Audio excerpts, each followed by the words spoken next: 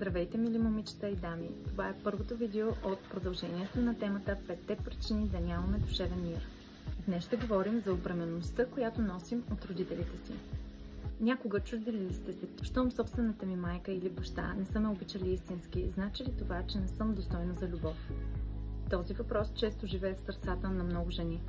За тяхната сила, ролята им на майки, съпруги и професионалисти често се крие дълбока, незаздравяла рана. Такава, която води началото си от детството и неспособността на родителя да предложи любовта, безопасността и утвърждението, от които всяко едно дете има нужда.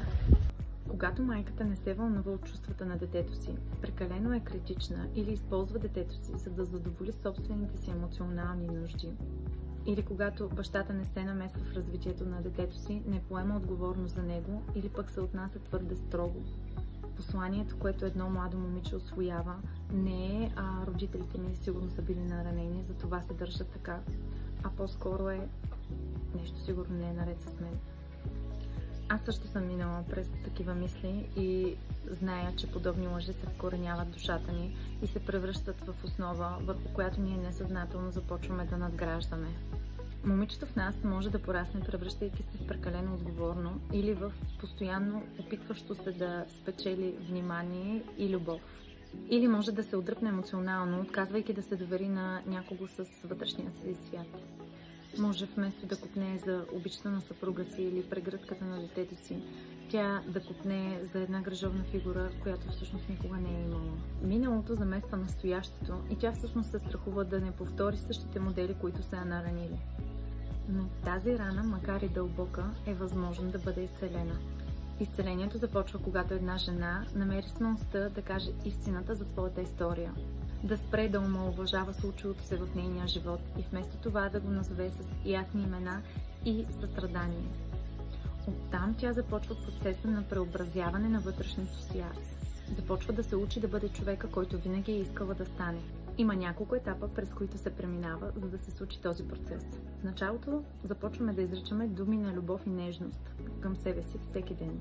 Именно в тези малки нежни действия се формират нови емоционални пътища и самочувствието започва да се възстановява отвътре навън.